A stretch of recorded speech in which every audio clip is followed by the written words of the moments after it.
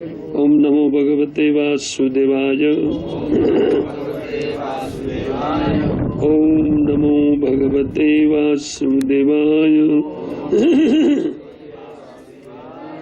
ओम नमो भगवते वासुदेवाय। नारायणं नमस्कृत्यं नरं चैव नरोत्तमं देवीं सरस्वतीं व्यासं ततो जयमुदीरये। नष्टप्रायेषु भद्रेषु नित्यं भागवत सेवया भगवतिरुत्तमश्लोके भक्तिर्भवति नैष्ठिकी। श्रीमद्भागवतम प्रथम स्कंद अध्याय 9 श्लोक संख्या 35।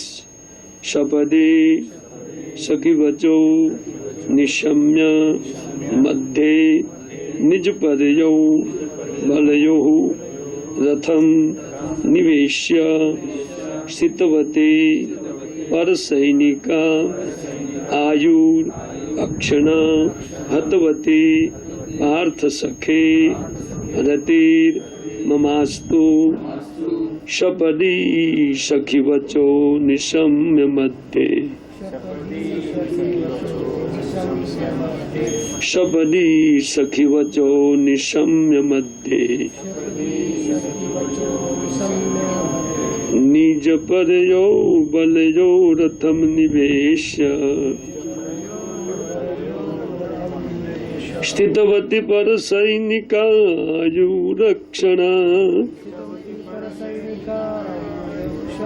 हतवती पार्थ सखे रतिर्ममास्तु। सपदि सखी वचो निशम्य मध्ये निज पदयोर बलयो रथम निवेश्य स्थितवती पर सैनिकायुरक्षणा हतवती पार्थ सखे रतिर्ममास्तु।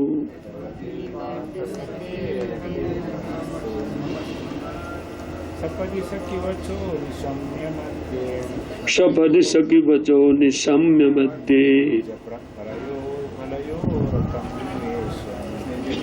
निज परयो बलयो रथम निवेश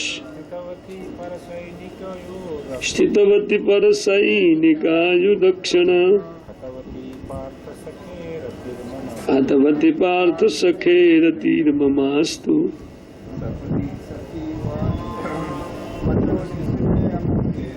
सपदि सखी वचो निशम्य मध्ये निज परयोर बलयो रथम निवेश स्थितवती पर सैनिकायुरक्षणा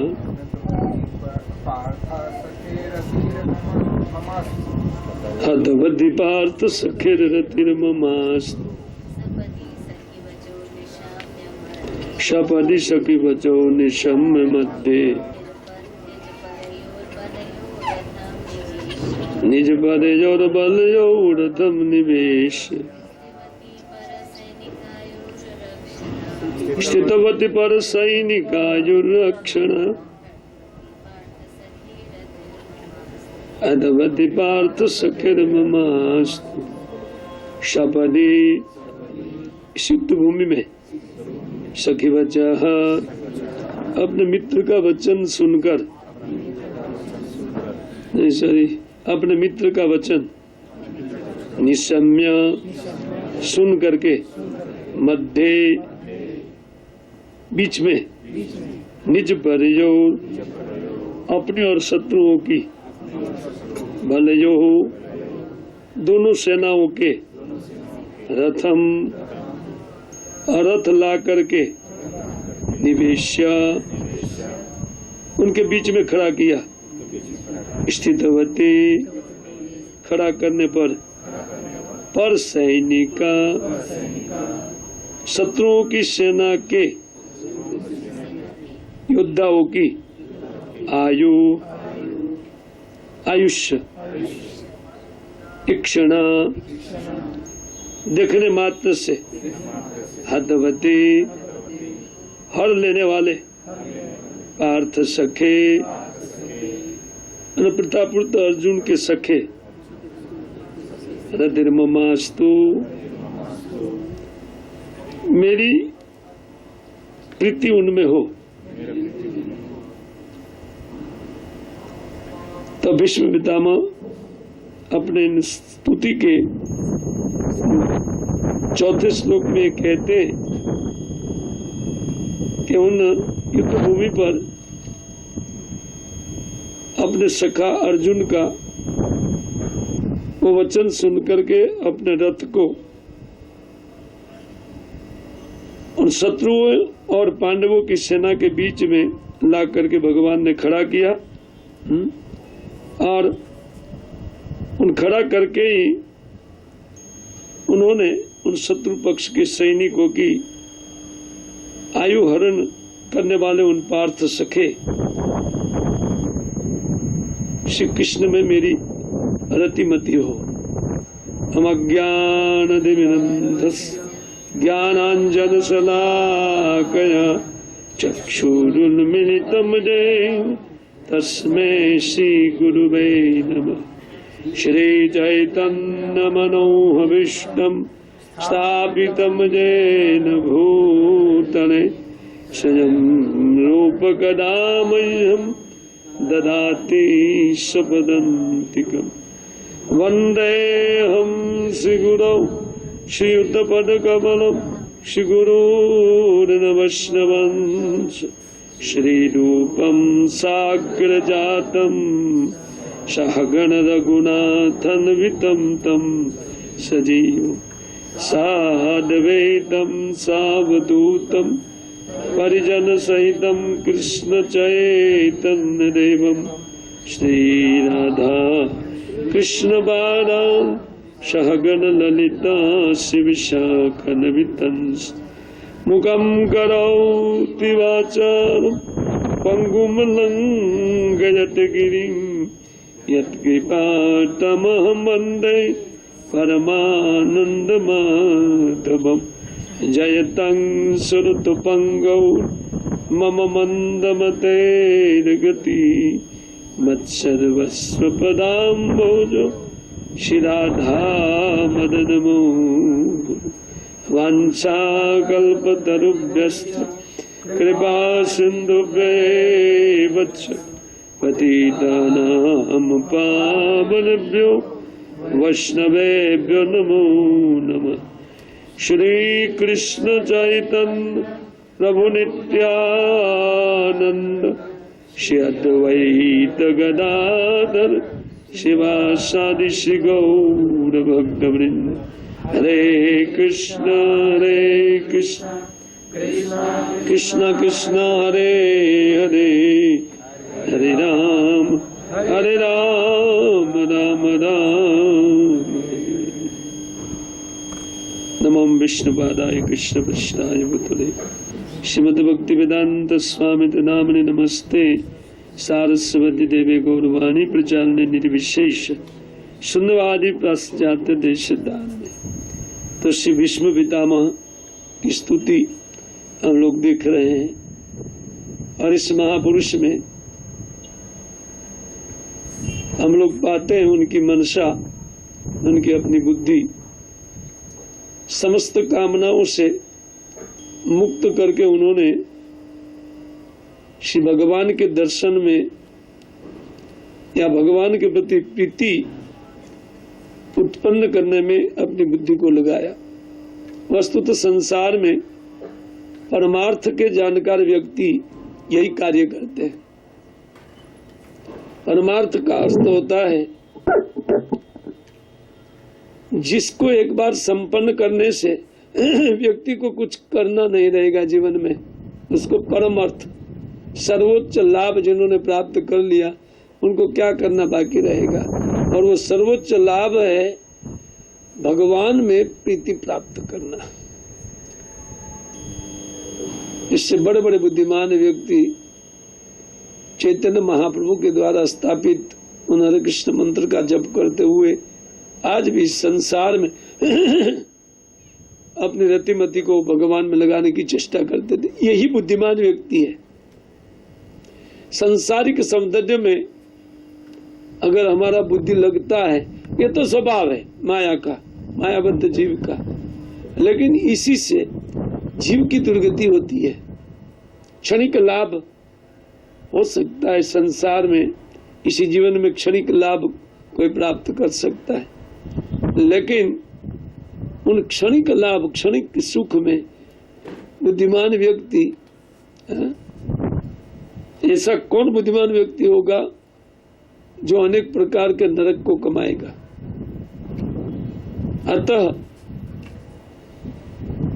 विज्ञ व्यक्ति, जो परमार्थ को जानने वाले व्यक्ति है, वो व्यक्ति इस संसार में मनुष्य जीवन प्राप्त करके भगवान में प्रीति कमाने की चेष्टा करते हैं। सो भीष्म पितामह, इसी बात को हम देख रहे हैं कि भीष्म पितामह बार बार, जैसे कल हम लोग देख रहे थे कि भगवान के सौंदर्य को परसों उन्होंने आस्वादन किया, वही घुंघराले बार, और दोबारा फिर इन दूसरे श्लोक में कल हम लोग देख रहे थे कि उन बारंबार उसी छवि को निहारने की चेष्टा करते हैं। और ये करते हुए उन्होंने कल के श्लोक में कहा था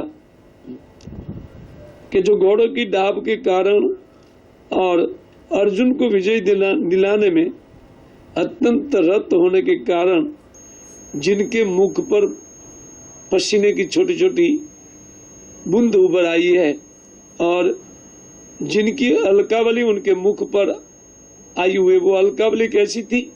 ना धूली दूषरित, क्योंकि घोड़ों की डाब से वो धूली जो उड़ रहा था, और भगवान परिश्रम कर रहे थे।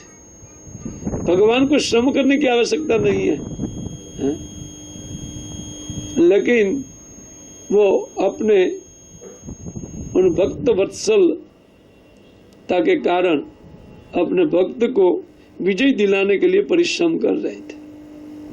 यदि भी वो चाहते तो एक क्षण में सबका वध करके अर्जुन को स्थापित करते थे, लेकिन जब भगवान इस संसार में अवतार लेकर के हमारे बीच में आते हैं तो जिस रूप में वो आते हैं उस प्रकार की चेष्टा करते। मनुष्य रूप में आए थे, अतः वो मनुष्य रूप में जो जो चेष्टा की जाती है, क्रियाएं की जाती है, तो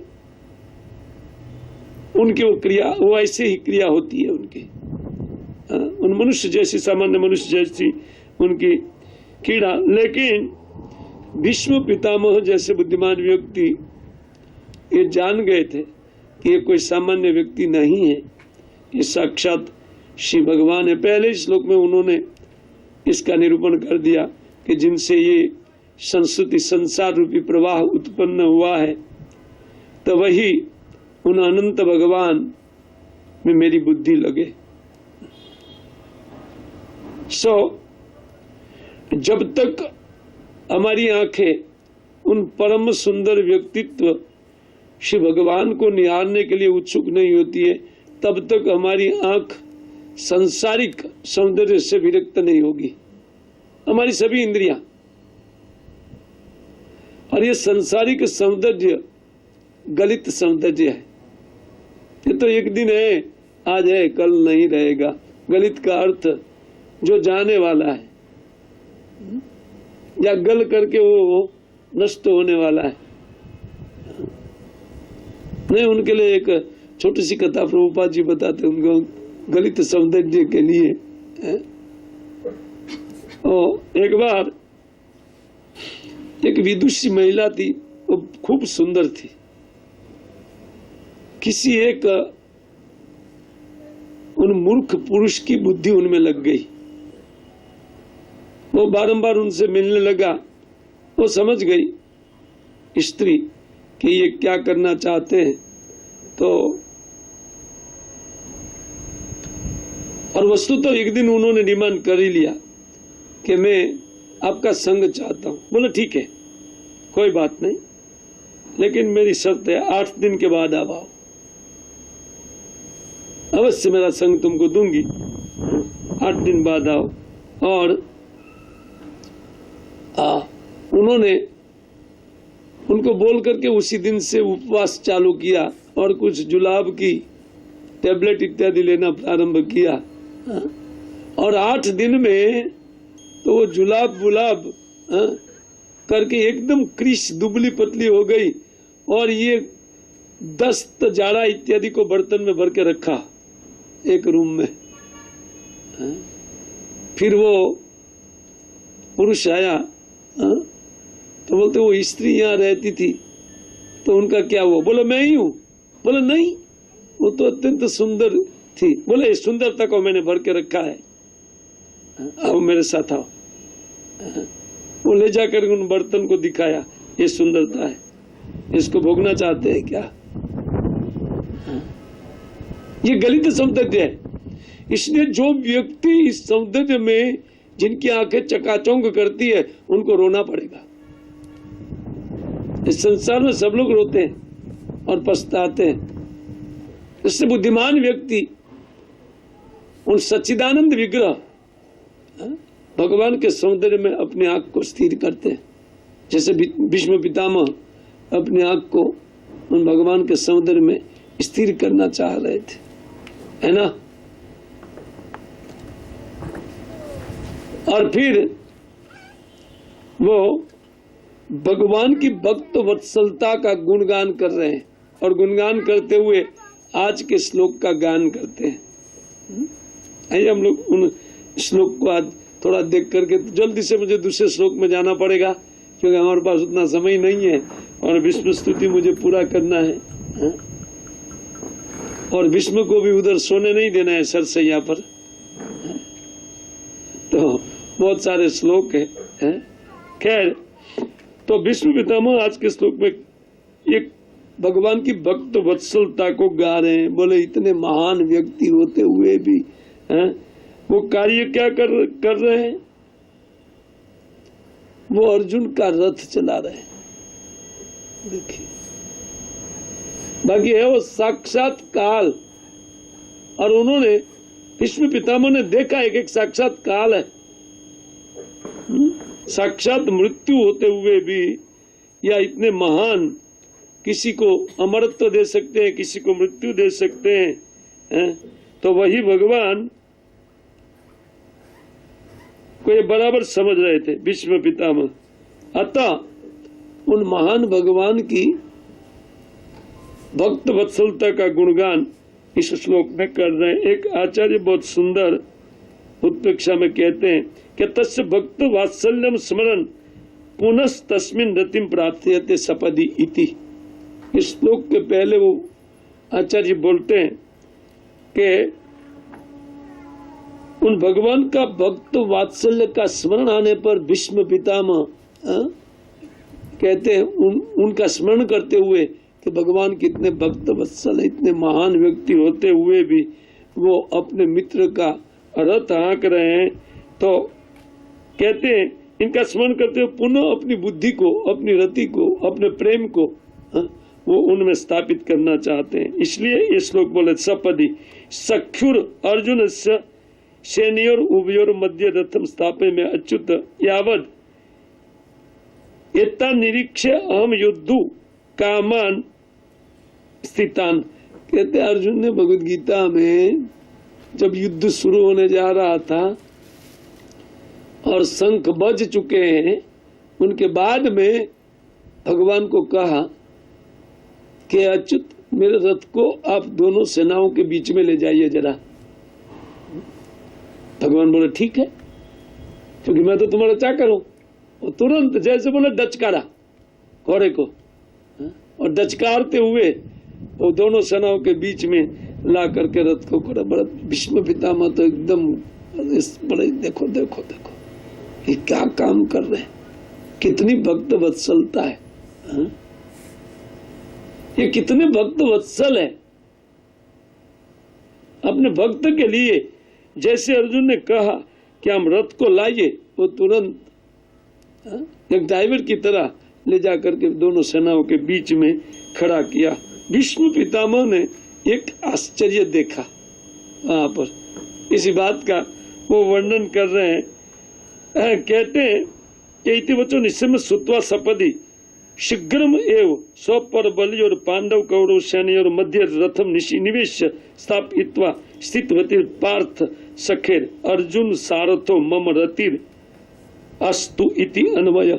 ऐसा अर्जुन सारथी जो अत्यंत अर्जुन को प्रेम करने वाले उनके सारथी स्वयं जगदीश है, उनमें मेरी प्रीति उत्पन्न हो। कहते तब स्थित्वा कृतम सख्यम दर्शयति परेति, और वहां खड़ा होकर के उन्होंने अपने सखा के लिए क्या करके दिया, हम सब लोग को मार के दिया। भगवान को अस्त्र लेने की जरूरत नहीं है किसी को मारने के लिए, किसी को वध करने के लिए अस्त्र उठाने की क्या आवश्यकता है। जिस किसी माध्यम से भगवान किसी भी व्यक्ति का कभी भी इस संसार में वध कर सकते हैं, उनको आने की भी जरूरत नहीं है। तो भीष्म पितामह कहते हैं कि वहां खड़ा रहकर स्थित्वा कृतम सख्यम, अपने सख्य को वो बता रहे हैं। कैसा सख्य बता रहे ना, परस दुर्योधन से सैनिकम आयु रक्षण, उन शत्रु की सेना की आयुष्य श्री भगवान अपने मित्र को विजय दिलाने के लिए वहां खड़े रह करके सभी सैनिकों की आयु हरण कर रहे थे। भीष्म पितामह ने देख लिया इस बात को, अर्थात भीष्म द्रोण इत्यादि समझ गए, दूसरे लोग नहीं समझे। दूसरे लोग तो बोले अब क्या है, ये शंख बजने के बाद ये रथ क्यों बीच में ला रहे हैं, वो तो सब असमंजस में है। ओ दुर्योधन समझ रहा है, मुस्कुरा रहा है, ओ शायद सरेंडर कर रहा है सेना को देख करके कि इतनी बड़ी सेना है, इसीलिए वो कृष्ण को बोले जाओ जाओ जाओ जरा बीच में खड़ा करो। वो समझे बिना युद्ध मिलने वाला है विजय, क्योंकि अर्जुन डर गया। ऐसा बात नहीं था।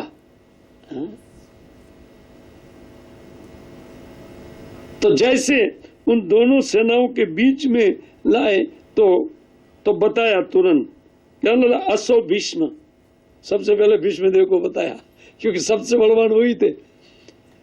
वो भीष्म बोला अलग गया काम से, उन्होंने देखा और न केवल आयु सबका पुण्य का हरण कर लिया एक साथ में।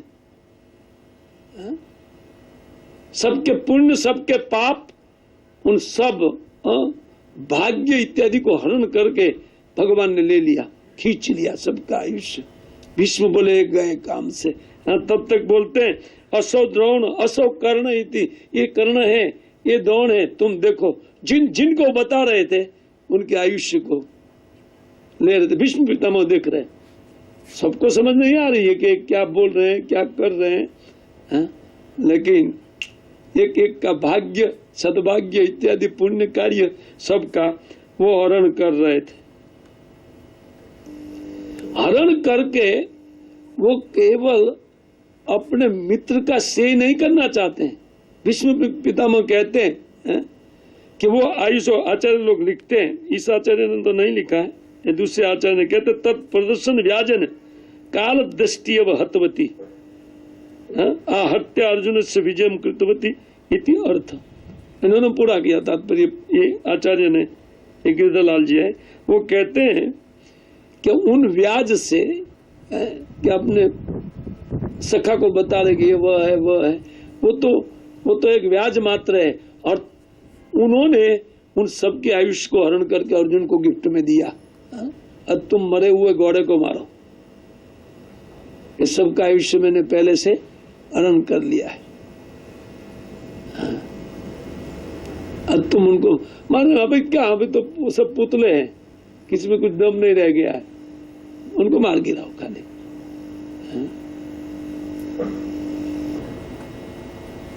देखिए भगवान के साथ मित्रता करने का फल देखिए। वो कहते हैं कि देखिए कि इति आहत्या अर्जुन से विजय मुकुट इति, तो वो अपने सखा को विजय उसी टाइम दिला दिया। भीष्म पितामह कहते हैं उसी समय विजय तो उस टाइम ट्रांसफर कर दिया भगवान। भले लो विजय तुम्हारे पास। अब देखिए इस सामान्य व्यक्ति इसको नहीं समझता। दुर्योधन गया था मांगने के लिए, लेकिन क्या मांग के आया? चतुरंगिनी सेना भगवान की। भगवान एक साइड अकेले थे, एक साइड दोनों हमारे संबंधी भाई, दोनों मांगने के लिए आए। एक साइड में अकेला हथियार नहीं उठाऊंगा। दुर्योधन ने सोचा उधर पूजा थोड़ी करना है, इसलिए सैन्य उठाया, लेकिन उनको मालूम नहीं है कि कृष्ण को हथियार की आवश्यकता नहीं है किसी को मारने में। वो अर्जुन तुरंत थैंक यू बोला। दुर्योधन ने जैसे सैन्य मांगा, बोले अच्छा हुआ कृष्ण को नहीं मांगा, नहीं तो मेरा तो सब कुछ जाता था। दुर्योधन हर्षित होकर चला गया, बोले मैंने अच्छा हुआ पहले मांग लिया, सैन्य मांग लिया। लेकिन वो मृत्यु मांग लिया ये मांग करके। कृष्ण को मांगा होता था तो नहीं मरता था। देखिए अर्जुन तो सब कुछ कमा करके उनको दे दिया। और न केवल कहते हैं अपने सखे के कल्याण के लिए सबकी आयु हरण किया, लेकिन कहते हैं सबको मोक्ष प्रदान किया। भीष्म पितामह एक आचार्य लिखते हैं उन सबको मुक्ति प्रदान कर रहे हैं। उनके सद्भाग्य दुर्भाग्य सबको हरण करके इक्वल करके उनको ये मोक्ष प्रदान करते हैं। तो सबका कल्याण कर रहे, सबका हित कर रहे हैं भगवान। आगे के उनके वाक्यों में ये सब प्रकटित होता है। आगे के श्लोक में ये सब बातें वो लिख करके प्रणाम करते हैं, या लिख करके उसी भगवान में अपनी प्रीति जोड़ने की प्रार्थना करते हैं भगवान के चरणों में, क्योंकि भगवान सामने खड़े थे। और उन्हीं का कार्य का गायन करते हुए, उस प्रकार स्तुति करते हुए अपनी प्रीति को उनमें लगाना चाहते हैं। तो यह है एक भक्त का कार्य। वो भगवान को समझ करके इस संसार में परमार्थ को जान लेता है। जो व्यक्ति भगवान को समझ गया वो समझ लो परमार्थ को जान गया, सर्वोपरि अर्थ को समझ लिया। क्योंकि मारने वाले, तारने वाले, बचाने वाले सब कुछ वही है, और कौन प्रयास करेंगे। इसलिए इस संसार में पारमार्थिक बुद्धि जिनके पास है वो एक ही कार्य करते हैं, उनकी एक ही प्रकार की बुद्धि है, कहते हैं व्यवसायिका बुद्धि। उनकी उन व्यवसायिक निश्चितता बुद्धि होती है। एक है कुरुनंदन, कहते हैं एक कुरुनंदन भगवत गीता में, वो एक प्रकार की होती है और मुझे समर्पित बुद्धि, क्योंकि वो परमार्थ को जान गया है। और हमारी बुद्धि नाना प्रकार की, ये करूंगा वो करूंगा, ये बिजनेस करूंगा, ऐसे इन्वेस्ट करूंगा, ऐसे ऐसे ऐसे, फिर ये मिलेगा वो मिलेगा, अनेक प्रकार की बुद्धि है। लेकिन परमार्थवादी का एक ही प्रकार का बुद्धि, निश्चयात्मिका बुद्धि होता है। इस बुद्धि को जिन्होंने प्राप्त किया वो कृतकृत है इस संसार में। हम लोग को भी ऐसी बुद्धि प्राप्त करना कर्तव्य है हमारा, ऐसी निश्चयात्मिका बुद्धि। अरे जो कुछ भी हमारा कर्म है वो आकर के मिलेगा, है ना। हम इतना परिश्रम करने की जरूरत नहीं है। जो कुछ भी कर्म में लिखा है वो आकर के मिलेगा। तो कोई बोलेगा नहीं 8 घंटा काम हम तो नौकरी करते, करो कोई बात नहीं, लेकिन बाकी का घंटा जो है ना, वो घंटा क्या करते हैं आप नौकरी करने के बाद? बाकी का घंटा क्या करते हैं आप?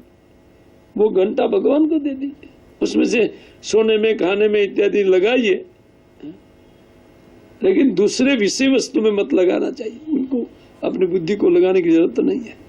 यही परमार्थ है संसार। सब भीष्म पितामह आगे के श्लोक में क्या बोलते हैं, आइए हम आगे के श्लोक में जाते हैं। वो कहते हैं 36वें श्लोक में कि व्यवहित प्रतना मुखम निरीक्ष स्वजनन वदात विमुखस्य दोष बुद्धिया कुमतिम अहरद आत्मविद्या न यस चरण रतिर परमस्य तस्य में अस्तु।